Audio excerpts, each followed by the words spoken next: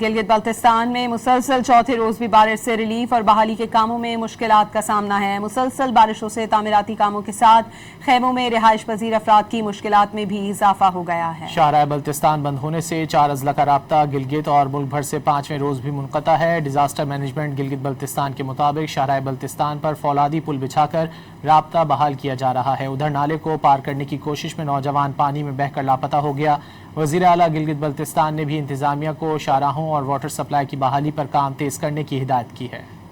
گلگت بلتستان میں مسلسل چوتھے روز بھی بارش سے ریلیف اور بحالی کے کاموں میں مشکلات کا سامنا ہے۔ مسلسل بارشوں سے تعمیراتی کاموں کے ساتھ خیموں میں رہائش پذیر افراد کی مشکلات میں بھی اضافہ ہو گیا ہے۔ شاہراہ بلتستان بند ہونے سے 4 اضلاع کا رابطہ گلگت اور ملک بھر سے 5ویں روز بھی منقطع ہے۔ ڈیزاسٹر مینجمنٹ گلگت بلتستان کے مطابق شاہراہ بلتستان پر فولادی پل بچھا کر رابطہ بحال کیا جا رہا ہے۔ ادھر نالے کو پار کرنے کی کوشش میں نوجوان پانی میں بہہ کر لاپتہ ہو گیا۔ وزیر اعلیٰ گلگت بلتستان نے بھی انتظامیہ کو شاہراہوں اور واٹر سپلائی کی بحالی پر کام تیز کرنے کی ہدایت کی ہے۔